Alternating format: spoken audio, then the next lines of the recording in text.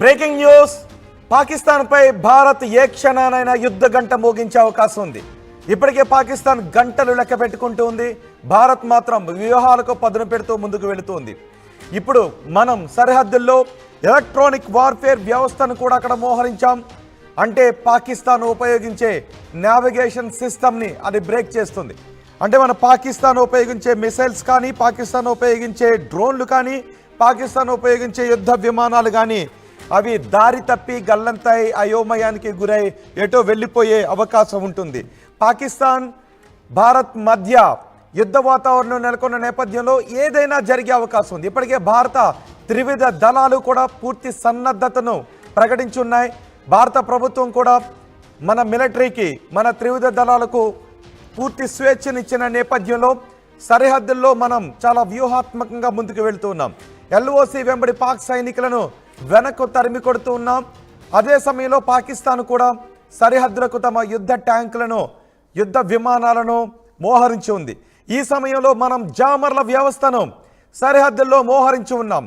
ఒకసారి మనం జామర్ల వ్యవస్థను యాక్టివేట్ చేస్తే పాకిస్తాన్కు చెందిన విమానాలన్నీ కూడా దారి తెలియక గల్లంతవుతాయి. ఒకసారి మీరే ఆలోచించండి. మనం ఏదైనా ఒక దారిలో సమర్థవంతంగా వెళ్ళాలి అంటే ఇప్పటికే మనం రూట్ మ్యాప్ను ఉపయోగిస్తూ ఉంటాం. మొబైల్లో మనం నావిగేషన్ని ఉపయోగిస్తూ ఉన్నాం. కానీ ఒక్కసారిగా ఇంటర్నెట్ సిగ్నల్స్ ఆగిపోతేనే మనకి దారి తెలియక ఎటో వెళ్ళిపోతూ ఉంటుంటాం. ఒక్కొక్కసారి అనుకుంటూ ఉంటాం గూగుల్ తల్లి అబద్ధం చెప్పింది అని.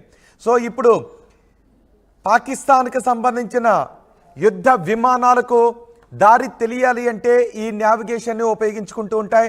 శాటిలైట్ సిస్టమ్ నుంచి, శాటిలైట్ నుంచి అవి నావిగేషన్ యూజ్ చేసుకుని లక్ష్యాలను నిర్దేశించుకుంటూ ఉంటాయి. లక్ష్యాలను ఆ యుద్ధ విమానాలు కానీ, డ్రోన్లు కానీ, గైడెడ్ మిసైల్స్ కానీ రీచ్ కావాలి అంటే ఈ నావిగేషన్ వ్యవస్థే వాటికి కీలకంగా మారుతూ ఉంటుంది. అంతేకాదు అవి సముద్ర జలాల్లో కూడా వాటి వార్షిప్స్ కూడా ముందుకు వెళ్ళాలి అంటే ఈ నావిగేషన్ వ్యవస్థే ఉంటుంది. సో మన దగ్గర ఇలాంటి ఎలక్ట్రానిక్ వార్ఫేర్ వ్యవస్థలు 50 వరకు ఉన్నాయి. పాకిస్తాన్ దగ్గర ఒక్క వార్ఫేర్ వ్యవస్థ కూడా లేదు. కేవలం చైనా నుంచి దిగుమతి చేసుకున్న వ్యవస్థ మాత్రమే వాళ్ళ దగ్గర ఉంది. కానీ మన దగ్గర అత్యాధునిక వార్ఫేర్ వ్యవస్థలు ఉన్నాయి. దీంతో పాకిస్తాన్కు సంబంధించిన విమానాల దారిని కన్ఫ్యూజ్ చేసే అవకాశం ఉంటుంది. ఇప్పటికే మనం మన గగనతలంపై నుంచి పాకిస్తాన్ యుద్ధ విమానాల రాకపోకలపై ఆంక్షలు విధించాం. ఏప్రిల్ 30వ తారీఖు నుంచి మే 23వ తారీఖు వరకు ఈ ఆంక్షలు అందుబాటులో ఉంటాయి. ఇప్పుడు మనం సరిహద్దులోకి ఈ జామర్ల వ్యవస్థను కూడా యాక్టివేట్ చేస్తే పాకిస్తాన్ పూర్తిగా గందరగోళంలో పడే అవకాశం ఉంటుంది. నిన్నే మన 4 విమానాలు సరదాగా పెట్రోలింగ్ చేస్తేనే, అంటే 4 విమానాలు పెట్రోలింగ్ చేస్తేనే, గగనతలంలో చక్కర్లు కొడితేనే పాకిస్తాన్ వణికిపోయింది. భారత్ యుద్ధం మోగించేసింది, భారత్ యుద్ధం మొదలెట్టేసింది అని పాకిస్తాన్ భయపడిపోయిన పరిస్థితి మనకి కనిపించింది. ఎల్ఓసి దగ్గర జస్ట్ 4 విమానాలు పెట్రోలింగ్ చేస్తేనే. ఇక ఎలక్ట్రానిక్ వార్ఫేర్ వ్యవస్థతో పాకిస్తాన్ నావిగేషన్ వ్యవస్థను మనం చిన్నాభిన్నం చేసే అవకాశం ఉంటుంది. దారి తప్పి ఆ విమానాలు ఎటో వెళ్ళిపోయే అవకాశం ఉంటుంది. పాకిస్తాన్ యుద్ధ విమానాలు దారి తప్పేటో వెళ్ళిపోతాయి. పాకిస్తాన్ డ్రోన్లు దారి తప్పేటో వెళ్ళిపోయే అవకాశం ఉంటుంది. పాకిస్తాన్ గైడెడ్ మిసైల్స్కి దారి తెలియక అవి లక్ష్యాలను చేరువయ్యే అవకాశం ఉండదు. వీటిని ఒక్కసారి మనం యాక్టివేట్ చేస్తే ఇలాంటి వార్ఫేర్ వ్యవస్థలు మన దగ్గర 50 వరకు కూడా ఉన్నాయి. ఇప్పుడు వాటిని మనం సరిహద్దుల్లో మోహరించాం. అందుకే పాకిస్తాన్ ఇప్పుడు భయపడుతూ ఉంది. భారత్ మాపై ఏ క్షణమైనా దాడి చేసే అవకాశం ఉంది. ఒక 24 గంటల్లోనో 36 గంటల్లోనో లేదు 36 గంటల గడువు తర్వాత కూడా ఏ క్షణమైనా దాడి చేసే అవకాశం ఉందని పాకిస్తాన్ భయపడుతోంది. నిజానికి మన దగ్గర ఉన్న రాఫెల్ యుద్ధ విమానాల్లో కూడా ఇలాంటి వ్యవస్థ ఉంది. రాఫెల్ యుద్ధ విమానాల్లో మనం ఉపయోగించే స్పెక్ట్రా కూడా ఈ నావిగేషన్ సిగ్నల్స్ని బ్రేక్ చేస్తుంది.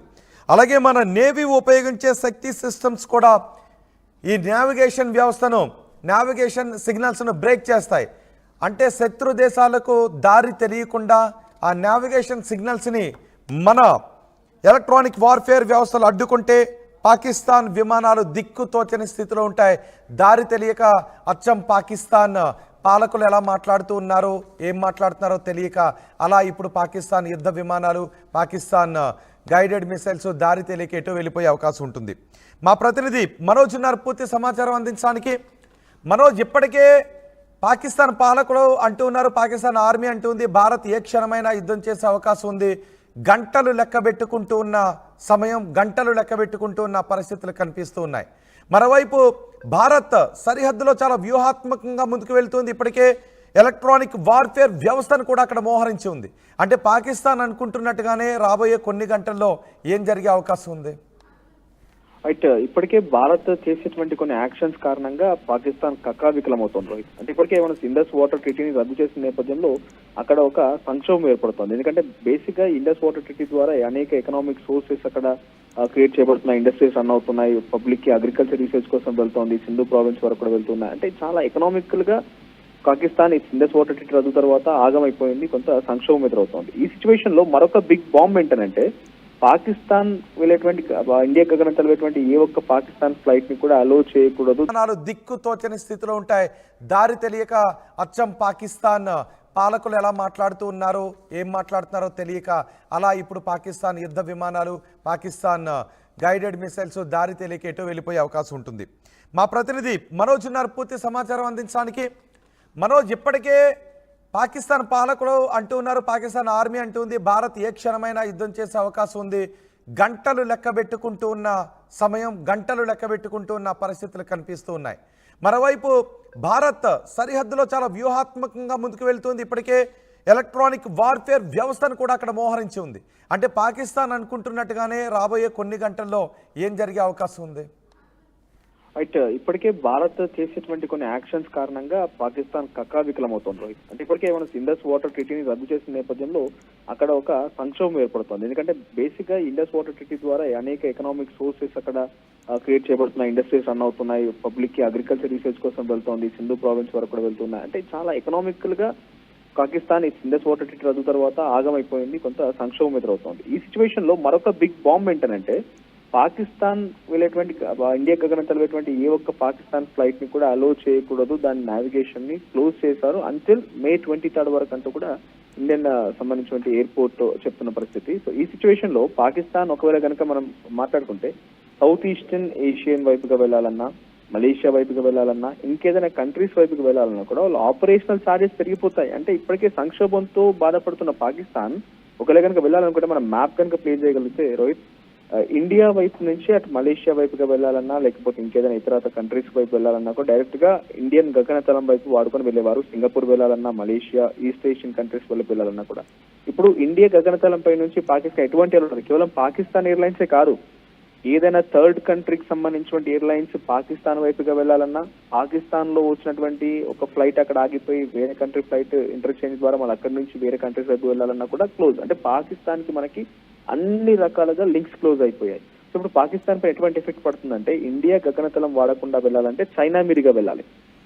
సో చైనా మీదుగా వెళ్ళాలి అని అంటే ఆపరేషనల్ ఛార్జెస్ పెరిగిపోతాయి, టైం కన్జ్యూమ్ అవుతుంది, ఎక్కువగా మనం వెళ్ళేటువంటి ప్యాసింజర్స్ కి టైం కన్జ్యూమ్ అవుతుంది, at the same time operational charges పెరిగిపోతాయి, ప్రతిదీ పెరుగుతుంది. ఇన్ కేస్ ట్రేడ్ లాంటిది ఏదైనా ఉన్నా కూడా ఏరోప్లేన్స్ ద్వారా చేసేటువంటి ట్రేడ్ కూడా చాలా బిగ్గెస్ట్ లాస్ వాళ్ళకి. ఎందుకంటే ఆపరేషనల్ ఛార్జెస్ పెరుగుతాయి, అఫ్ కోర్స్ రేట్స్ పెరుగుతాయి, అక్కడ కన్జ్యూమర్ రేట్స్ పెరుగుతాయి, దానికి సంబంధించి ప్రతిదీ కూడా పెరిగిపోతుంది.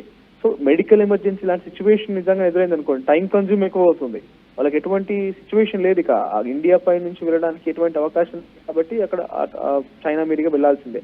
ఇంకో సిచ్యువేషన్ ఇక్కడ రోహిత్, నావిగేషన్ ని మనం క్లోజ్ చేశాము అని అంటే కనుక పాకిస్తాన్ లాహోర్ ఇంటర్నేషనల్ ఎయిర్పోర్ట్ భారత్ కి చాలా సమీపంగా ఉంటుంది. మనం చూడొచ్చు, మ్యాప్ పరంగా చూసినా కూడా చాలా సమీపంగా ఉంటుంది. సో మన భారత్ దగ్గర నావిగేషన్ కంట్రోల్ సిస్టమ్ ని, జామర్స్ ని మనం పెట్టామనంటే ఆ ఫ్లైట్